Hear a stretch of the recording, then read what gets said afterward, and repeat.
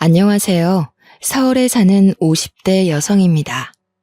예전에는 눈만 뜨면 먹고 싶은 것도 가고 싶은 것도 많았었는데 나이가 드니 모든 것이 다 부질없다고 느껴지네요. 좋다고 소문난 곳에 가도 감동을 받기보다는 지루함 혹은 따분함이 느껴졌죠. 맛있다는 것을 먹어도 입이 즐겁기는커녕 체하는 일이 다반사라 이제는 소화제를 분신처럼 가지고 다니게 되었고요. 팔팔한 청춘일 때는 돈이 없는 노후가 제일 무서울 거라고 생각했는데요. 노년에 접어든 지금 생각해보니 하루가 다르게 늙어가는 몸뚱이가 제일 무서운 것 같습니다. 나이가 먹을수록 늘어나는 것은 생일 케이크의 초 개수만이 아니라는 것을 너무 늦게 알아버린 것이죠. 옹알이를 하지 못할 아주 어린 시절부터 바닷가 근처에서 살았어요. 어업에 종사하시는 아버지 때문이었죠. 항상 바다에 나가 물고기를 잡아오시는 아버지의 얼굴은 항상 빨갛게 달아올라 있었죠. 시간이 지나 벌건 낯빛은 검게 그을렸고요. 아버지의 검은 얼굴이 창피한 것은 아니었지만 항상 옷에 묻어난 생선 비린내는 너무 창피했습니다. 혹시라도 아버지의 옷에서 나던 생선 비린내가 묻어난 건 아닐까 아버지가 집에 돌아오신 날이면 하루에 3번이 넘는 목욕을 하기도 했죠. 그렇다고 아버지가 싫은 것은 아니었어요. 아버지께서는 언니와 저를 낳다 돌아가신 어머니를 대신해 저희 자매를 지극정성으로 키워주셨거든요. 아버지의 냄새를 기피하는 것은 단순히 어부의 딸이라 놀림을 받을 수도 있다는 노파심 때문이었어요. 주변 사람들은 혼자가 된 지 수십 년이 지났는데도 재혼을 하지 않는 아버지에게 재혼을 권했는데요. 아버지께서는 끝까지 자신에게 들어온 재혼 자리를 다 거절하셨어요. 온전히 저희 자매 때문이었죠. 20살이 다가오고 아버지께서는 집과 가까운 곳에 있는 대학교에 가길 원하셨습니다. 물론 재혼도 하지 않고 2 딸들을 열심히 키운 노고를 생각하면 당연히 아버지 뜻을 따르는 것이 맞겠지만 그래도 제 인생에서 제일 중요한 건 스스로의 선택인 거잖아요. 저는 무슨 일이 있어도 집 근처에 있는 대학교를 가기 싫었죠. 한평생 바닷가의 소금 냄새에 절여져 살았는데 대학교까지 그 짠내를 맡으라뇨. 절대로 안 될 말이었어요. 그래서 더 악착같이 공부를 했고 기어코 서울에 있는 대학교에 가게 되었죠. 막내딸을 곁에 두고 싶어 하시던 아버지께서는 크게 아쉬워하셨지만 아버지 곁에는 듬직한 언니가 있었기에 큰 걱정은 되질 않았네요. 그렇게 가지 말라고 말리실 때는 언제고 서울에 있는 대학교를 턱하니 붙자 아버지께서는 통장을 털어 대학교 근처 작은 원룸의 전세를 얻어주셨습니다. 속을 썩이는 순간에도 자식을 생각해 주신 아버지가 너무 고맙고 또 미안하게 느껴졌죠. 그래서 대학교에 간 후에도 열심히 공부를 했어요. 아버지에게 자랑스러운 딸이 되기 위해서요. 하지만 인생은 결코 뜻대로 흘러가지 않더군요. 서울에서 누구나 들으면 알만한 학교를 나왔지만 제 위에는 날고 기는 경쟁자들이 수두룩했기에 서류를 내는 족족 낙방을 하고 말았습니다. 눈을 낮추어 그나마 문턱이 낮은 중견기업에 발을 들이려고도 했지만 그런 곳은 면접장에서 대놓고 남자를 더 선호한다며 딱 잘라 말했죠. 그렇다 보니 아무리 학벌이 좋고 성적이 좋다고 하더라도 여자에게 있어 취업의 기회는 바늘구멍에 손가락을 집어넣는 것처럼 터무니없이 힘든 일이었네요. 이렇다 보니 취업 대신 결혼을 선택하는 동기들도 심심찮게 보였는데요. 아직 취업도 못했는데 면사포를 뒤집어 쓰고 환하게 웃는 동기들을 보자 속이 쓰리더군요. 취업도 하지 못하고 그렇다고 괜찮은 사람과 결혼도 하지 못하는 제 자신이 너무 하찮고 보잘것없었거든요. 동기들의 결혼식에 다녀온 날에는 중매쟁이에게 연락이라도 해봐야 하나 고민을 했지만 그럴 때마다 고향에 계신 아버지를 떠올렸네요. 곁에 있으라는 아버지의 말을 어기면서까지 오게 된 서울인데 이룬 것이 아무것도 없이 결혼하겠다는 것은 너무 자존심 상하는 일인 거잖아요. 그래서 다시 한번 힘을 내 취업 준비를 시작했습니다. 그 후에도 실패의 쓴맛이 목구멍까지 차오를 때까지 마셔야 했지만 25살이 가기 전 보란듯이 내놓으라는 대기업에 당당히 합격을 하게 되었죠. 언니 또한 비슷한 시기에 7급 공무원에 합격을 했는데요. 연이은 자식들의 겹경사에 아버지는 기아디기한 속까지 잡아가며 동네 사람들과 잔치를 벌이셨습니다. 이름만 들으면 다 알만한 대기업에 붙었기에 드디어 아버지에게 효도할 일만 남았다고 생각을 했는데요. 효도를 할 새도 없이 대기업의 악명 높은 업무 강도를 온몸으로 느껴야 했어요. 출근을 하는 5일 중 4일은 자정이 다 되어서야 간신히 의자에서 일어날 정도였으니까요. 얼마나 오래 앉아 있었는지 의자는 앉은 자리 그대로 쿠션이 푹 꺼져 있을 정도였습니다. 이마저도 고객사와 문제가 생기면 지키지 못할 때가 많았죠. 주말을 반납하고 출근을 하기도 했고요. 이렇다 보니 저를 포함한 직원들은 피로회복제와 커피가 없이 일을 할 수 없는 지경에까지 이르게 되었네요. 반복되는 야근에 저는 단골 약국까지 생길 정도였어요. 자주 가는 약국에서 일하는 의사는 4살 연상으로 서글서글한 인상에 다정하기까지 했습니다. 약사의 친절한 태도는 단골이 된 가장 큰 이유기도 했고요. 약국에 들를 때면 스스로도 느끼지 못하는 사이 회사에서 겪었던 모든 불평, 불만을 약사에게 털어놓았어요. 그럴 때면 약사는 열심히 일하는 모습이 보기 좋다며 언제나 뒤에서 응원한다며 공짜로 피로회복제를 주기도 했죠. 29살이란 늦은 나이에 결혼도 하지 않고 일만 하는 걸 보며 드센 여자라고 생각할 수도 있을 텐데 후려치고 깎아내리기보다 열심히 노력한 것을 인정해주는 약사의 다정함이 심장에 꽂히더군요. 그래서였던 것 같습니다. 약사에게 물불 안 가리고 들이댄 것이 말이에요. 적극적인 구애로 저희는 함께한 지 2년이 되던 해 부부의 인연을 맺게 되었네요. 남편은 홀어머니를 모시고 사는 것을 알았기에 넉넉지 않은 형편일 거라고 예상했어요. 그래서 모아놓은 돈을 털어 결혼 자금으로 써야겠다고 결심을 했고요. 그런데 뜻밖에도 남편은 엄청난 부잣집 자제였습니다. 다만 한 가지 이상한 것은 다른 시동생들은 으리으리한 집에 부동산을 가지고 있는 반면에 남편에게 남겨진 것은 달랑 아파트 한 채뿐이라는 사실이었죠. 장남의 홀어머니까지 모시고 사는데요. 남편은 동생들이 투자를 잘해 그런 것이라며 답을 해주었는데요. 돈 같은 건 전혀 상관없었어요. 중요한 것은 평생을 함께할 반듯한 남편 한 사람뿐이었으니까요. 하지만 진짜 문제는 따로 있었습니다. 바로 시어머니였어요. 시어머니는 처음 인사를 간 자리에서 대놓고 사람들이 말하는 시짜 짓을 하셨거든요. 장남이랑 결혼하니 늙은 시애미 모시고 사는 건 당연한 거고 요즘 애들 모아둔 돈 없다 집안 사정이 안 좋아서 예단은 간추려서 해야 된다느니 말도 안 되는 소리를 하는데 나는 소미불이 붙은 먼지 한 톨도 다 받을 생각이다.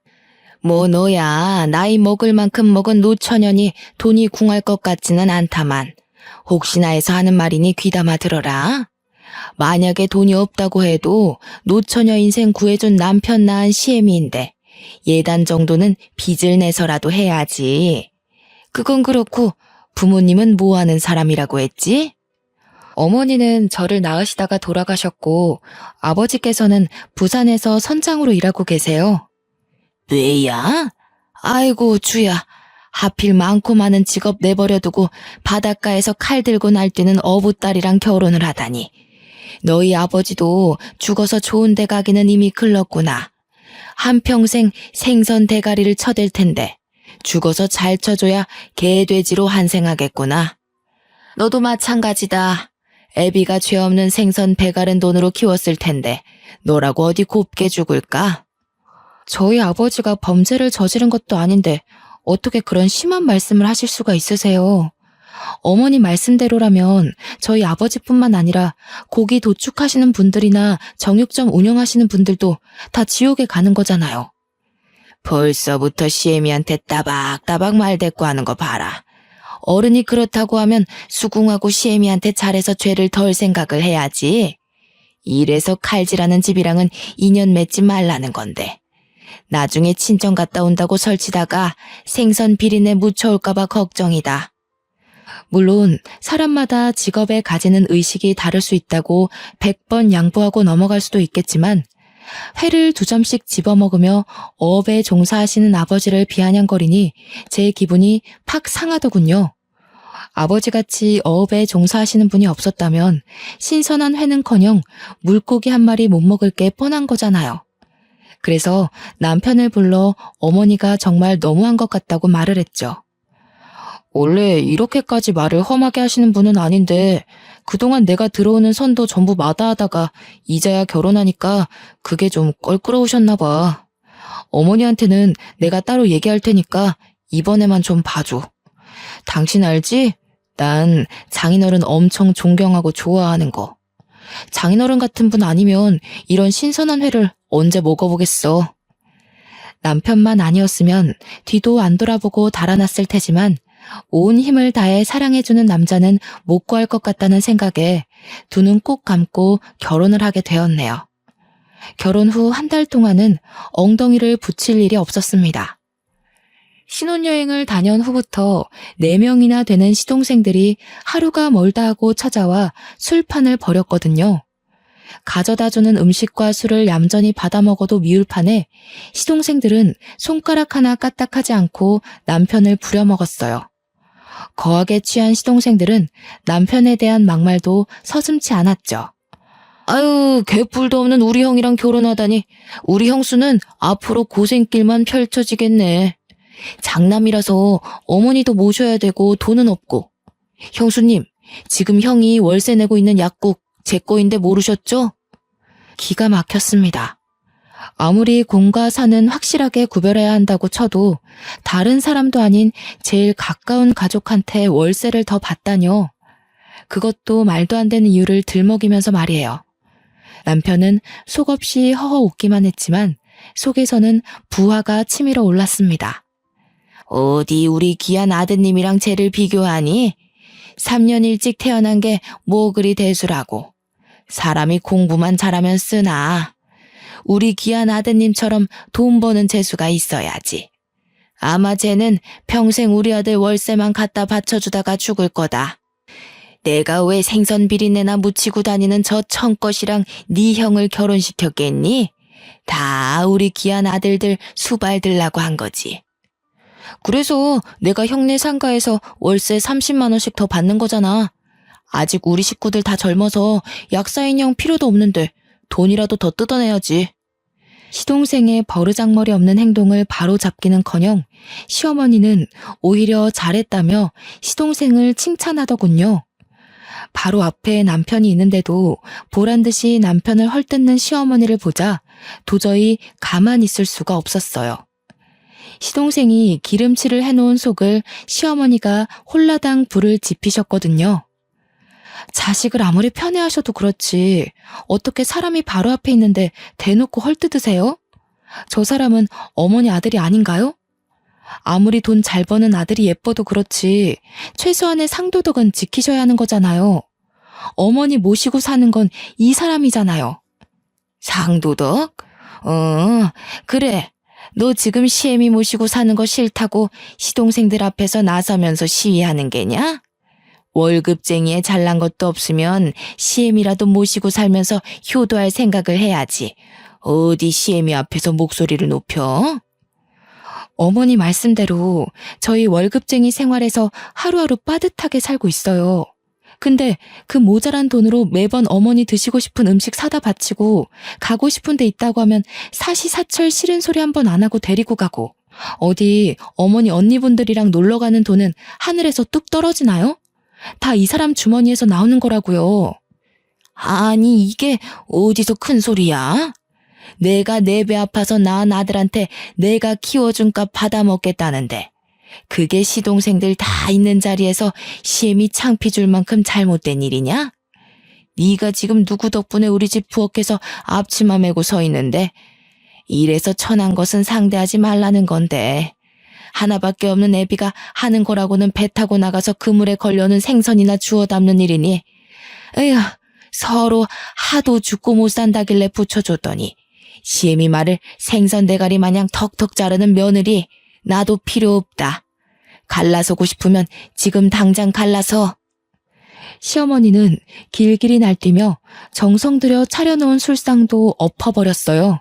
바닥에 쏟아진 안주를 지피는 대로 던지며 입에 담지도 못할 말을 하기도 했고요.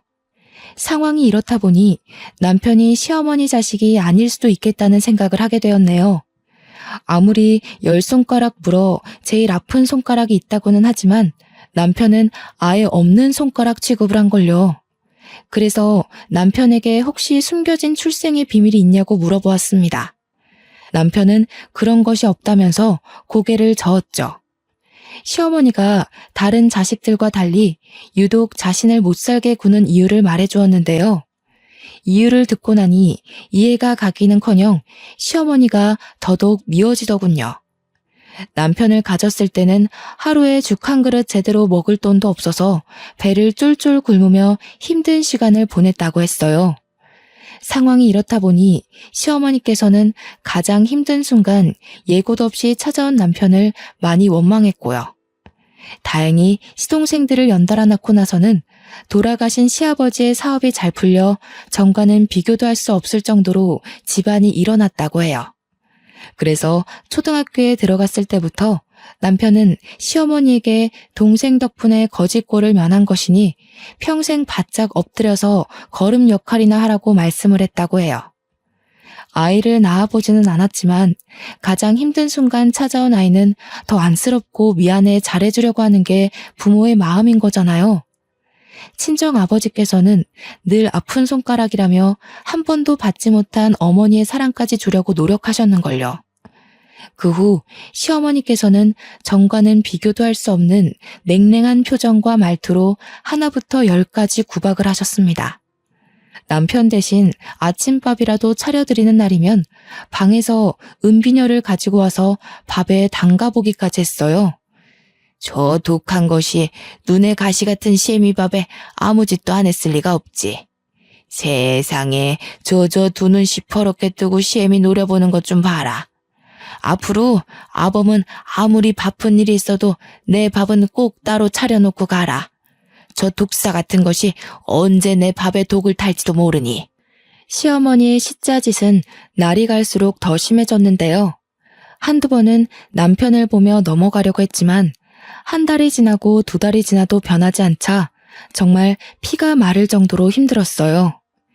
시집살이를 당하는 며느리의 가슴에 사리가 나온다는 게 괜히 나온 말이 아니라는 걸 뼈저리게 느끼게 되었죠. 시어머니는 단식이라도 할 기세로 남편을 몰아세웠습니다. 가뜩이나 약국 때문에 새벽 출근을 하던 남편은 시어머니의 투정에 새벽 3시에 일어나기까지 했네요. 시어머니의 밥상을 차려주려고요. 천성이 순하고 정이 많은 사람인 것은 맞았지만 잠을 제대로 못 자다 보니 남편은 얼굴에 뼈가 다 드러날 정도로 말라갔어요. 그래서 돈이 좀 들더라도 가정부를 드리기로 했죠. 그러자 시어머니는 아들과 며느리가 쌍으로 무시한다며 또다시 들고 일어나셨어요. 시어머니는 날이 저물 때까지 전화기를 붙든 채로 시동생들에게 하소연을 했죠. 시어머니의 하소연을 들은 시동생들은 당연히 저희 부부를 나무랐는데요. 다른 사람이라면 몰라도 그동안 시어머니를 나몰라라 하면서 해외여행을 다니던 시동생들에게 시어머니를 잘 모시라는 말을 듣자 어이가 없었습니다. 화도 나질 않았고요. 자식된 도리는 남편에게 다 떠넘겨놓고 간섭만 하는 시동생들의 추태는 혀를 내두를 정도로 역하게 느껴졌어요. 그래서 시어머니 좀 잘 모시라며 타박하는 첫째 시동생에게 한 소리를 했죠. 네, 그동안 못난 저희 부부 때문에 어머니가 고생하시기는 했죠. 그래서 이제 어머니 안 모시려고요. 생각해보니까 얼마 되지도 않는 월급 박박 긁어서 어머니 모셔봤자 매일 밥상 없는 건 기본에 툭하면 배 타고 받아나가는 저희 아버지 모욕까지 하시잖아요. 저희 부부가 어머니 모셔봤자 좋은 소리 나오지도 않는데 앞으로는 돈도 잘 벌고 어머니가 끔찍이도 죽고 못 사는 도련님들이 돌아가면서 어머니 모시세요. 형수님, 어머니가 몇 마디 좀 했다고 너무한 거 아닙니까? 장남이 떡하니 버티고 있는데 저희가 어머니를 왜 모셔요? 말이 안 되잖아요. 저랑 동생들이 형수네처럼 한가한 것도 아니고. 남의 돈 벌겠다고 꼭두 새벽부터 나가서 해질 때까지 일하고 들어오는데 도련님 눈에는 그동안 한가한 거로 보였나 봐요? 저희 부부는 남의 집 살이하느라 그런 생각은 꿈에도 못하는데 도련님도 이 핑계 저 핑계 대면서 놀러 다닐 생각만 하지 마시고 이번 기회에 어머니한테 효도나 하세요. 아무리 그래도 집에 장남이 떡하니 자리 잡고 있는데 차남이 나서서 어머니를 모시다니요. 말이 안 되죠. 자꾸 장남거리는데 그동안 저희 남편 덕에 편하게 사셨으니 이제라도 자식된 도리 하셔야죠. 장남이 부모님 모셔야 된다고 법이 정해져 있는 것도 아닌데. 시어머니를 모시는 것은 싫었는지 시동생은 자꾸만 장남을 운운하며 시어머니를 모시고 가는 걸 회피했어요. 그래서 친절하게 어머니를 직접 댁까지 모셔다 드렸죠. 아무리 남편을 사랑한다고 해도 한평생을 시어머니와 시동생들에게 천대를 받으며 살고 싶지는 않았거든요. 시어머니를 모시고 간 지 일주일도 되지 않아 첫째 시동생은 전화 소리가 끊기지 않도록 연락을 해왔습니다. 집사람과 이혼할지도 모르니 당장 시어머니를 모시고 가라면서요. 저는 곧 죽어가는 목소리로 앓는 소리를 하는 시동생에게 제안을 했죠. 시어머니를 모시는 조건으로 약국의 월세를 받지 말라고요. 시어머니를 모시는 것이 어지간히 싫었는지 첫째 시동생은 바로 월세를 안 받겠다고 약속을 했네요. 다시 집으로 돌아온 시어머니는 어떻게든 트집을 잡으려 노력을 했는데요. 딱히 트집 잡을 것이 없자 엉뚱한 곳을 꼬집으며 저희 부부를 곤란하게 만들었습니다. 손주 보는 것에는 별 관심도 없던 시어머니는 결혼한 지 4년이 지났는데 왜 애소식이 없냐며 닥달을 했어요.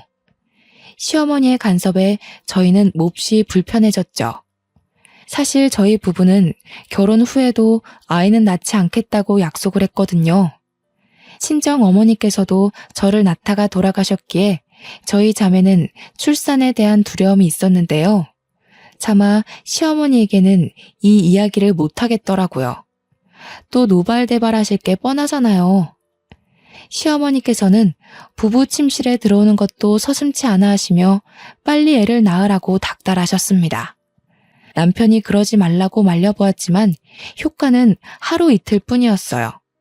아이에 대한 스트레스가 깊어질 때쯤 후원단체에서 전화가 걸려왔죠. 결혼 후 꾸준하게 후원을 하고 있던 아이의 부모님이 돌아가시고 친인척도 없이 고아원에 들어가게 된다고요.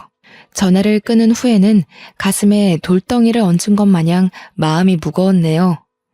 이미 중학생까지 된 아이가 고아원에 가서 잘 적응하기란 쉽지 않은 일이니까요. 몇 번 보지 않았지만 아이는 경제적으로 넉넉하지 못한 상황임에도 자신의 불행을 탓하지 않을 만큼 의젓해 보였어요. 단정한 아이의 품행에 더 마음이 쓰인 것이었죠. 그래서 고민 끝에 남편에게 상의를 했어요. 아이를 저희 부부가 입양하면 어떻겠냐고요. 남편 또한 후원하던 아이를 눈여겨보고 있었기에 흔쾌히 허락을 했죠. 그렇게 저희는 마음으로 낳은 아이를 딸로 입양하게 되었네요. 하지만 이번에도 문제는 독사 같은 시어머니의 입이었어요. 중학교 교복을 입은 딸아이가 집에 들어오는 순간 인상을 찡그리며 손에 들고 있던 진보다리를 현관문 쪽으로 내다 버렸죠. 어디 근본도 모르는 것을 우리 집에 들여? 멀쩡한 몸으로 시집와서 애도 안 낳겠다. 어디서 굴러먹다 온지도 모르는 잡종을 딸로 입양하겠다. 아이고, 집안의 부모 얼굴도 모르는 잡종이 장남 자식이라고 판을 치게 생겼으니 이 일을 어쩌면 좋을꼬.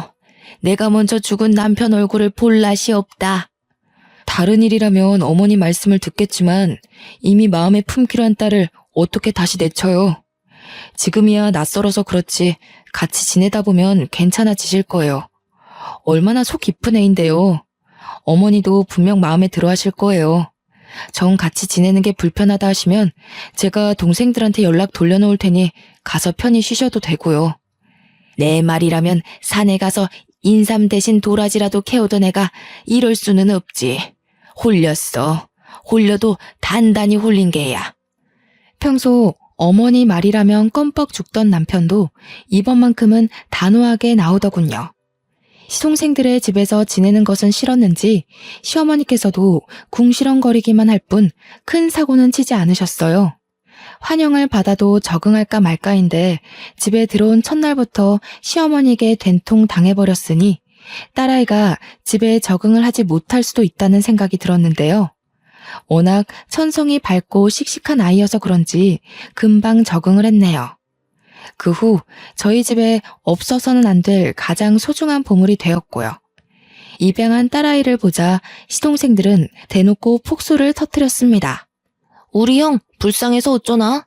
졸지에 얼굴도 모르는 다른 집 새끼를 자기 동지에 데리고 왔으니 형수님 정말 대단하십니다. 저희 집에 시집 오셔서 고작 한다는 게 부모 얼굴도 모르는 뻐꾸기 새끼를 형 자식이라고 턱하니 호적에 올리다니요.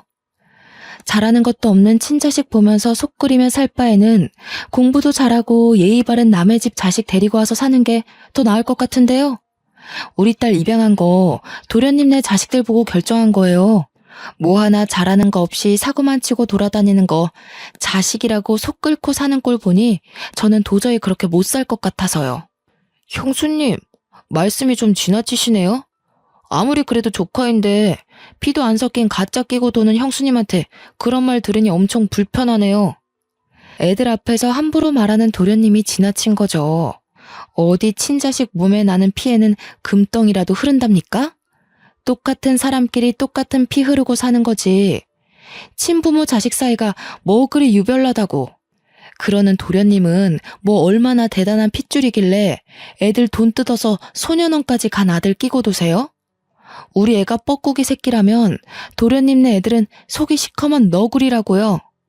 둘째 시동생은 이내 술잔을 소리가 날 정도로 탁 내려놓으며 시댁을 나갔어요. 그럴 만도 했죠. 사실 시동생들의 아이들은 전체적으로 공부에 영 소질이 없었지만 그 중에서도 제일 가는 꼴통은 둘째 시동생의 아들들이었거든요. 공부 한번 시키겠다고 몇 천만 원씩 들여 투자를 했지만 아이들은 공부를 하기는커녕 오토바이를 타고 다니며 동급생들의 돈을 뜯기 바빴죠. 첫째 아들은 물건을 훔치다 잡혀 소년원까지 가게 되었고요. 그러니 공부도 잘하고 예의 바르기까지 한 딸아이를 시기하고 질투하는 건 어찌 보면 당연한 일이었습니다. 고등학교에 올라간 딸아이는 수능이 제일 어렵다고 소문이 난 해 턱하니 서울대에 붙게 되었는데요. 딸이 서울대에 갔다는 소식을 전해 들은 시동생네 식구들은 차례로 머리에 흰 천을 두르고 알아 누웠다고 했습니다. 솔직히 통쾌하기는 하더군요. 돈이 많다고 건물 월세며 집안 행사며 배짱을 부리던 시동생들을 딸아이 덕분에 한 방 먹인 거나 다름이 없잖아요. 그 후 딸아이의 인생은 탄탄대로였습니다. 서울대 사범대를 졸업한 딸은 낙방하는 일 없이 연이어 임용고시에도 턱하니 합격을 했으니까요. 딸아이는 25살이란 어린 나이에 알아주는 사립중학교의 교사로 발령을 받았죠. 혼자서 모든 일을 씩씩하게 헤쳐나간 딸아이를 볼 때면 그저 흐뭇할 따름이었습니다. 맞벌이를 하는 탓에 다른 엄마들처럼 챙겨주지도 못했는데 언제나 사랑한다며 감사함을 표하는 딸이 듬직하고 사랑스러울 뿐이었고요. 꽃다운 나이에 꽃보다 더 빛나는 직장을 가진 딸아이에게 정말 좋은 남자를 붙여주고 싶었어요. 부모의 마음이라면 자기 자식한테 제일 예쁜 것, 제일 좋은 것을 주고 싶은 게 부모의 마음이니까요. 그런데 행복이 가장 부풀어 오른 순간 시어머니는 제가 가진 행복을 한순간에 터뜨려 버렸습니다. 금요일 오후 딸아이는 오랜만에 외식을 하자며 저희를 따로 부르더군요. 식당에 도착하자 딸아이는 옆에 앉은 시커먼 남자를 소개시켜 주었어요. 결혼하고 싶은 사람이라면서요. 말을 들어보니 남자는 딸아이가 대학 시절 사귀었던 남자라고 했어요. 딸아이가 많이 좋아했지만 이별 후 남자가 다른 여자에게 장가를 가는 것을 보면서 마음을 포기했다가 남자가 이혼을 한 지금 연락이 닿아 다시 결혼을 결심했다고 하더라고요.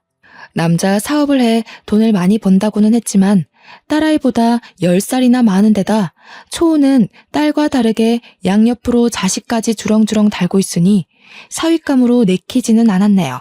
아니, 오히려 절대로 결혼시키고 싶지 않다고 하는 것이 더 올바른 표현이었어요. 남편 또한 저와 같은 생각인 것처럼 보였습니다. 그래서 저희 부부는 딸아이를 설득시키기 위해 노력을 했죠. 하지만 딸아이는 예상 밖의 말로 저희 부부의 심장을 철렁 내려앉게 만들었어요. 딸아이는 이미 남자와 혼인신고를 한 상태라고 말을 했거든요. 깜짝 놀라며 그게 무슨 말이냐고 되묻자 딸아이는 시어머니의 권유로 혼인신고를 먼저 했다고 하더군요. 저희 부부가 반대할 수도 있다면서요. 분명 남자에게 돈이 많다는 이야기를 듣고 어떻게 해서든 딸아이를 결혼시켜 한몫 단단히 챙길 요령이었던 것이죠. 말하지 않아도 시어머니의 시커먼 속내쯤은 알 수 있었습니다. 그래서 며느리의 도리 같은 것은 잊은 채 시어머니에게 바락바락 대들었죠. 그깟 돈이 얼마나 대단하기에 소중한 딸아이의 인생을 망치냐고요. 부모도 모르는 잡종한테 그만하면 과분한 신랑감이지. 어디 진짜 부모가 누구인지 알지도 못하는 잡종한테 장가들려는 남자가 있을 거나 같으냐? 그나마 애라도 딸린 첩실자리니까 결혼이라도 해주는 거지. 시집도 못 가고 사람들한테 뜯어먹힐 잡종 결혼시켜줬더니 내가 별소리를 다 듣는구나.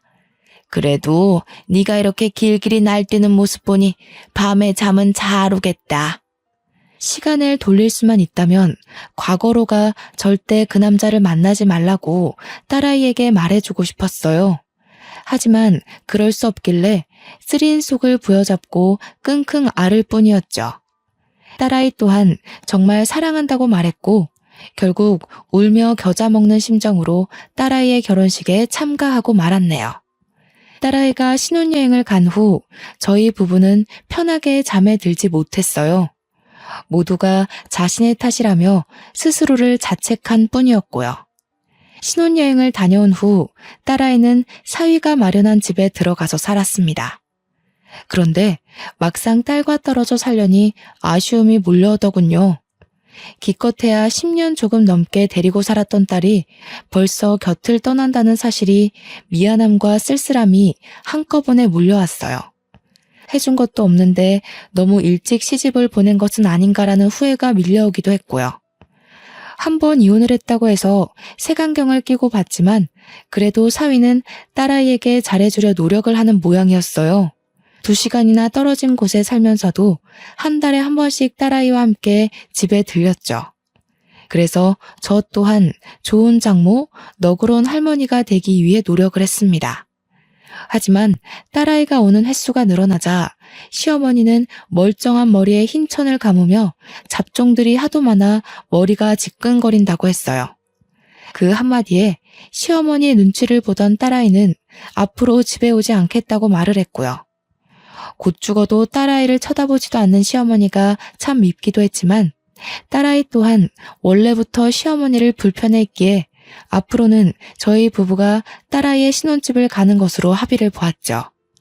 사위 또한 흔쾌히 허락을 했기에 신혼집에 방문할 때면 딸아이가 좋아하는 반찬을 바리바리 싸들고 갔습니다. 그런데 신혼집에 갈 때마다 이상하게 느낀 점이 하나 있었어요. 딸아이가 점점 말라간다는 것이었죠. 사람은 행복하면 얼굴에 살이 오른다는데 딸아이는 그 반대였거든요. 한 해가 다르게 홀쭉해져 딸아이를 보는 것 참 마음 아픈 일이었습니다. 그래서 날을 잡고 딸아이와 함께 단둘이서 시간을 보내게 되었네요. 드라이브도 하고 싱싱한 회도 먹이자 딸아이의 표정은 한결 밝아지더군요. 예전 같이 살 때처럼 말이에요. 딸아이의 풀어진 표정을 보며 조심스럽게 물어보았습니다. 혹시 남편이랑 사이가 안 좋은 거냐고요. 노파심의 한 말이었지만 딸아이는 잘해주고 있으니 너무 걱정하지 말라는 말만 했기에 그저 답답할 뿐이었네요. 그렇게 잘 놀고 딸아이를 아파트 단지에 내려다 주었을 때였어요. 다시 안전벨트를 매고 시동을 키려는 순간 사위가 다른 여자를 끌어안고 있는 것을 목격하고 말았죠. 손은 바들바들 떨렸고 숨은 제대로 쉬지도 못할 만큼 가빠졌습니다. 머리는 짙은 해무가 낀 것처럼 혼란스러웠지만 사위의 불륜 현장을 봐버린 몸은 그대로 안전벨트를 풀고 달려나가 낯선 여자의 허리에 손을 올린 사위의 멱살을 잡아 올렸죠. 한평생 사람이 지칠 채통은 유지하고 살았다 생각했지만 떡하니 다른 여자의 립스틱 자국이 묻은 사위의 얼굴을 보자 도저히 맨정신으로 유지할 수가 없더군요. 눈이 뒤집혀 달려든다는 것이 어떤 의미인지 제대로 알게 되었고요. 자네 지금 제정신인가? 다른 데도 아니고 버젓이 우리 딸이 살고 있는 아파트에서 어떻게 다른 여자랑 이런 파렴치한 짓을 할 수 있어? 내가 우리 딸 없는 사이에 바람이나 피라고 결혼시킨 줄 알아? 그럼 이혼시키세요. 저도 그쪽 딸한테 미련 없어요. 결혼한 것도 맹추같이 집에 들어앉아서 애들이나 키우라고 한 거예요. 구하라고 해서 입맛대로 버무릴 수 있는 것 같아서 데려왔더니만 양부모라고 있는 건 문어마냥 달라붙어 있으니 양부모가 장모님같이 유난 떠는 사람이었는지 알면 애초에 결혼하지도 않았어요. 이게 끝까지 장모 앞에서도 이렇게 방자하게 구는데 우리 딸한테는 얼마나 구박을 했을지 뻔하지. 나도 자네같이 몰상식하고 더럽게 굴러다니는 사람이랑 계속 살게 할 생각 없어. 당장 이혼 소송 들어갈 거니까 그런 줄 알고 우리 딸 인생 망친 값으로 팬티 한 장 살 돈 없이 쫓겨나게 해줄 테니까 기대하게. 당장이라도 뻔뻔한 낯짝으로 거들먹거리는 사위에게 뺨을 날리고 싶었지만 꾹 참았습니다. 혹시라도 이혼 소송을 하는 중에 딸아이에게 불리하게 돌아가면 안 되잖아요.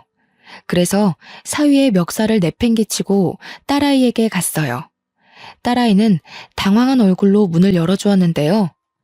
그동안 사위의 바람길을 참고 산 거냐고 묻자 왈칵 눈물을 흘리더군요. 딸아이는 자신이 선택한 것이니 저희 부부에게 못난 모습을 보이기 싫어 그동안 꾹 참고 살았다고 하네요. 부모 자식 간의 못난 모습 보일 수도 있는 거지. 짐 쌀 것도 없다. 더러운 집구석에 있던 짐 같은 거 필요도 없어. 당장 나와. 자식 입에서 피해를 끼치는 게 미안하다는 말은 가뜩이나 말라있던 가슴을 후빌 정도로 속이 아려왔어요. 친자식처럼 키운다고 노력했는데 눈칫밥을 먹게 했으니까요. 딸아이의 손을 잡아 끌었는데요. 그 사이 사위의 자식들은 고기 반찬을 내놓으라며 밥그릇을 던지고 난리를 피웠어요.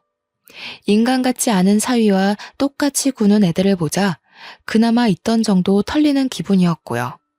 친엄마도 아닌데 이 정도로 먹여주고 입혀줬으면 고마운 줄을 알아야지. 어디 지혜비랑 똑같이 행패를 부려? 정 고기 반찬이 먹고 싶거든 너희 아빠한테나 그렇게 밥그릇 던지고 소리 질러라. 귀한 우리 딸한테 그러지 말고. 집에 간 후에는 남편에게 모든 사실을 말했습니다.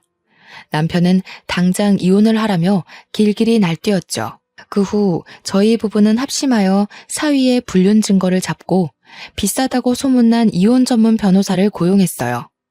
다행히 사위의 올바르지 못한 행실이 그대로 드러났기에 딸아이는 두둑한 위자료를 받으며 이혼을 할 수 있었습니다.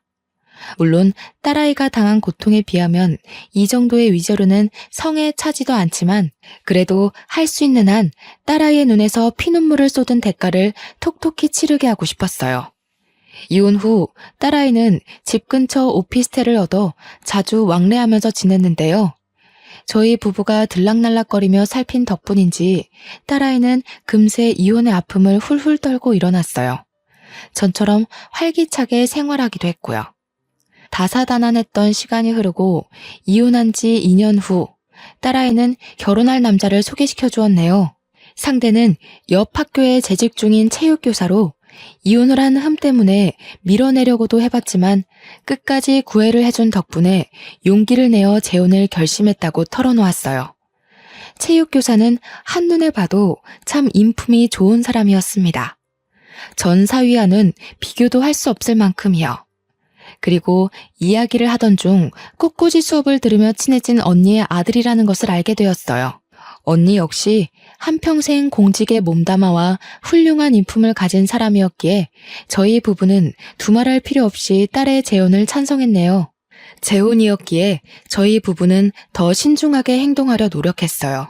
그래서 상견례 자리에 시어머니는 아예 배제시키기로 결심을 했죠.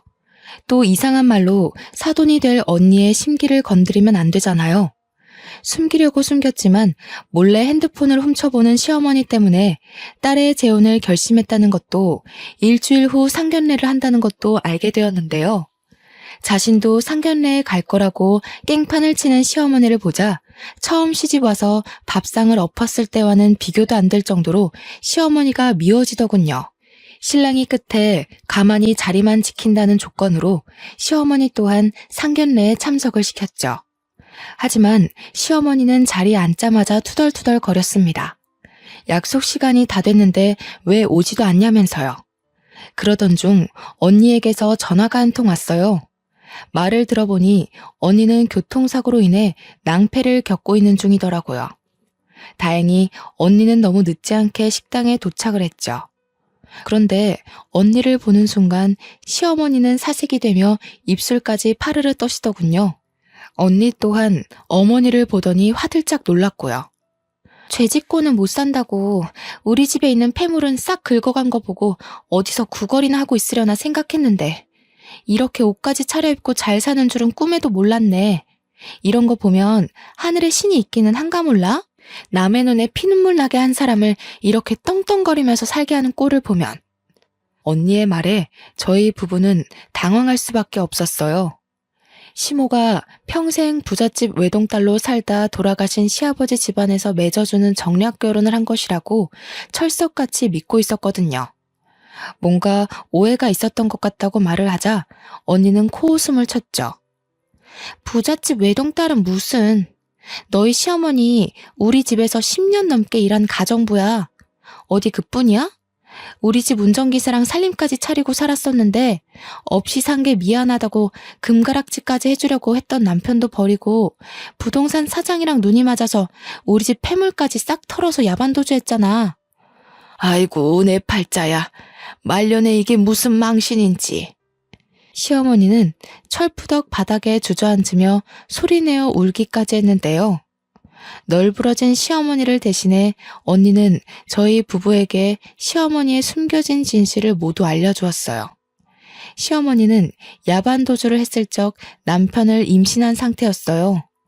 끼니도 제대로 먹을 수 없는 궁핍한 생활을 하는 것도, 끔찍이도 싫어하는 전 남편의 핏줄을 이어받은 것도, 시어머니는 모든 것을 남편 탓으로 돌리며 구박을 한 것이었죠. 그래서 장난임에도 불구하고 유산을 제일 조금 준 것이었고요. 아무리 서로 죽고 못 살아도 나는 이런 콩가루 같은 집안에 우리 아들 장가 보낼 생각 없다. 미안하지만 결혼은 없던 일로 해야겠어. 언니네 식구들이 빠져나가고 식당 안에는 저희 가족밖에 없었습니다.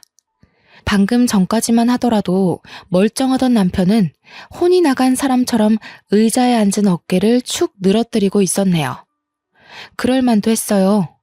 미우나 고우나 지금까지 시어머니를 제일 많이 챙긴 사람은 남편인 거잖아요. 시어머니에 대한 애정이 컸던 만큼 배신감도 큰 것은 당연한 일이었죠. 남편은 친아버지를 버리고 재혼한 것을 후회하지 않냐고 물어보았어요. 후회는 무슨, 괜히 저런 옆에 내가 하는 말에 휘둘려서 지금까지 키워준 은혜도 다 잊을 셈이냐? 지금이야 네가 친부랑 살아본 기억이 없어서 이런 식으로 나오지. 없는 집구석에 살아봐라. 네가 지금 그런 소리를 할 수 있나? 찢어지게 가난한 집에서 사랑받고 살 바에는 부잣집에서 구박받으면서 고깃국 얻어가는 팔자가 더 좋은 게다. 능력 없는 애비 밑에서 자랄 뻔한 거 구해줬더니 고마워하지는 못할 망정 어디서 키워준 애미한테 큰 소리로 대들어? 제가 한 번이라도 어머니한테 고깃국 먹여달라고 투정한 적 있었어요? 없었잖아요. 동생들이랑 둘러앉아서 밥 먹을 때면 매번 좋은 고기는 동생 앞에 골라주고 제일 볼품없는 고기는 제 국에 넣어주는 어머니 보면서 그동안 얼마나 울었는지 어머니는 죽었다 깨어나도 모르겠죠. 어머니한테 저는 덤으로 생긴 손가락 같다는 거 알았어도 꾹 참고 어떻게든 잘해드리려고 노력했어요. 그래도 세상에 하나밖에 없는 부모니까요. 근데 이제 그럴 필요 없을 것 같네요. 시어머니는 어디 한번 해보라는 식으로 배짱을 부렸지만 남편은 정말로 시어머니를 내쫓았어요. 시동생들에게도 유산을 많이 상속받은 자식들이 어머니를 모시라며 단단히 으름장을 박아놓았고요. 한번 돌아선 남편은 정말 매섭게 가지치기를 하기 시작했어요. 첫째 시동생 내의 건물에 있던 약국마저 다른 곳으로 이전하고 평생을 살던 집을 내놓기까지 했죠. 시댁 식구들을 모두 잘라낸 후 남편은 혼자서 언니네에 찾아가 무릎을 꿇고 빌었는데요. 처음에는 시어머니가 저지른 만행 때문에 남편을 본체만 체했지만 끝낸 남편의 진심을 알아주었고 결국 저희 딸아이는 무사히 재혼을 할 수 있었네요.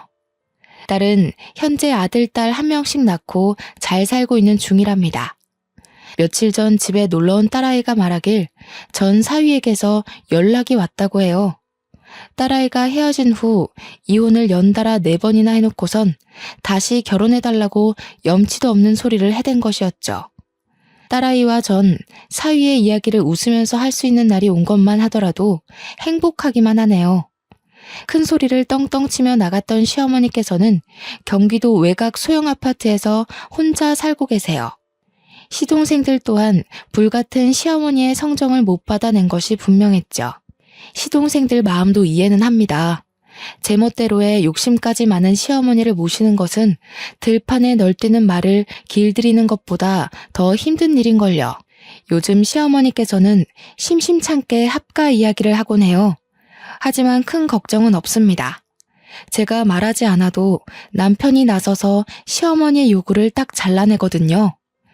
정년이 얼마 남지 않은 시점에서 요즘은 남편과 함께 은퇴 계획을 세우고 있는 중이에요. 고심 끝에 바다가 있는 저의 고향으로 내려가 살 계획이죠.